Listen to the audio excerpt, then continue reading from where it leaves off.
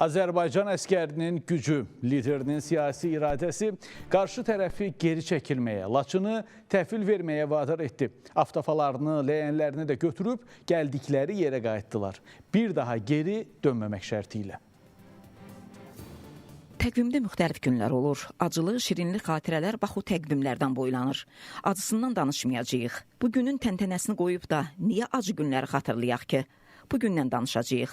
Laçını azadlıq tarixinə qovuşduran bax bu gündən. İllərlə həsrətində olduğumuz torpağımızın geri qayıtdığı gündən. O gündən ki, Laçının azad olunması ilə ölkənin havası da dəyişdi. Strateji baxımdan əhəmiyyətli olan bu məkanımız Azərbaycanın növbəti zəfərləri üçün də bir dönüş nöqtəsi oldu. Həmişə Qarabağa necə getmişdik? Biz getmişdik Xankəndi, Şuşa, Laçın və o yolu getmişdik və bu yolda açılır. Yəni Laçının təbii ki, strateji əhəmiyyəti indi Laçın aeroportu da, Qorça aeroportu da keçir. Bu strateji əhəmiyyət bugün də öz aktuallığını saxlayır. Laçın artıq keçmişin ağrıları ilə yaşamır, dəyişir, inkişaf edir, deyir Şahin Məmmədov. Bu yerlərin sakinləri geri döndükcə yurt yeri də canlanır, nəfəs alır və yeni ideyalar gündəmə gəlir.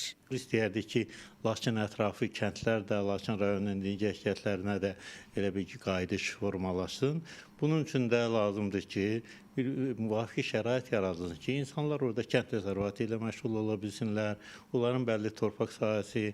O lazım deyil hər kəsin mütləq ora qaytarılması. Ailədən bir nəfər seçilib qaytarıla bilər və orada da həm elə bir ki, Laçına niyə Bakıdan ərzaq getsin, o Laçınlar özləri və düşünürəm ki, bu biz heç vaxt yaddan çıxarmamalıyıq ki, belə bir qonşumuz var və hər zaman Laçının alınmasında maraqlı olacaq və bunu həm hərbi nöqteyi nəzərdən, həm də orada məskunlaşaraq Laçının qorunmasını təmin etmək üçün biz işlər görməliyik. Laçın bir Avropa şəhərinə bənzəyir, dedi Laçınlı ziyalı. Bəli, bütün bunlar faktdır. O da faktdır ki, Laçını Laçın edən onun Laçın kimi oğulları oldu və bugün də onlardır.